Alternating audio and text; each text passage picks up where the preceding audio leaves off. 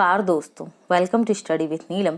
चलिए तो जानते हैं क्या होते हैं क्रिप्टो एटीएम। आपने क्रिप्टो करेंसी के बारे में तो सुना ही होगा।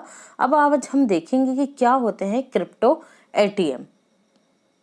हाल ही में प्रकाशित एक रिपोर्ट के अनुसार दिसंबर 2021 तक विश्व भर में 34,000 क्रिप्टो एटीएम काम कर रहे थे, जबकि दिसंबर 2020 में यह संख्या केवल 13,000 थी।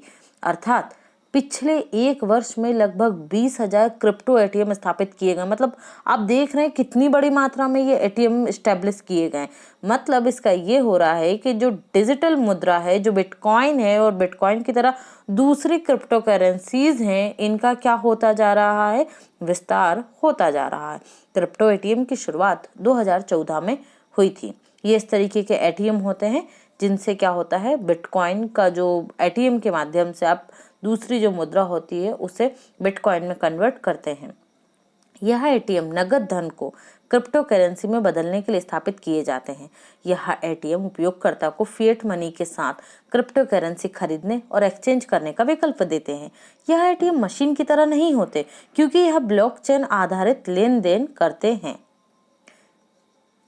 क्रिप्टो एटीएम से क्रिप्टो करेंसी सीधे उपयोगकर्ता के डिजिटल वॉलेट में चली जाती है, जिससे क्यूआर कोड द्वारा वह अपने वॉलेट में प्राप्त कर लेता है। क्रिप्टो एटीएम इस तरह के लेन देन को एटीएम में मौजूद इंटरनेट आधारित क्रिप्टो करेंसी पोर्टल द्वारा मैनेज करते हैं।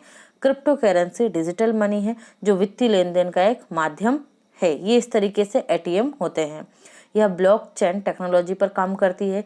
इसे किसी देश की विधिक मुद्रा की तरह केंद्रीय बैंक द्वारा विनियमित नहीं किया जाता। यह विकेंद्रीकृत मुद्रा है। बिटकॉइन विश्व की प्रथम क्रिप्टो करेंसी मानी जाती है, जिसे सतोशी नाकामोतो नामक एक अज्ञात जापानी व्यक्ति ने 2008 में विकसित किया था। भारत में क्रिप्टो करेंसी के लेन देन को 2018 में रिजर्व बैंक ऑफ इंडिया द्वारा जारी एक सर्कुलर के माध्यम से बंद या बैन कर दिया गया है। फिर भी सुप्रीम कोर्ट ने 2020 में अपने एक आदेश में आरबीआई के इस सर्कुलर को अवैध घोषित कर दिया था। और आप लोगों ने सुना होगा, हाल ही में सरकार ने भी जो लोकसभा की समिति है उसके पास क्रिप्टो करेंसी पर कानून लेकर आएगी, और वो कानून अभी लोकसभा समिति के पास विचाराधीन है। उस पर काम चल रहा है, नियम बनाए जा रहे हैं। आरबीआई ने पुनः केंद्र सरकार से क्रिप्टो करेंसी पर पूर्ण प्रतिबंध लगाने का आग्रह भी किया है। आप लोगों ने देखा होगा, इसी बीच में प्रधानमंत्री मोदी के जो ट्विटर अकाउंट है उस पर भी क्या बोला गया था, उस पर हैक कर लिया गया था उसे, और ये बोला गया था क्रिप्टो करेंसी भारत में बैन नहीं होगी, है ना। सरकार ने क्रिप्टो करेंसी को भी नियमित करने के लिए एक बिल लाने की योजना प्रस्तुत की है। 2018 में बेंगलुरु में देश का पहला बिटकॉइन एटीएम लॉन्च किया गया था। तो ये भी आप याद रखेंगे, हमारे देश में पहली बार कब आया था, 2018 में। तो ये था बिटकॉइन एटीएम। आई होप आपको समझ में आया होगा कि ये नॉर्मल एटीएम से कैसे अलग होते हैं। Thanks for watching and take care.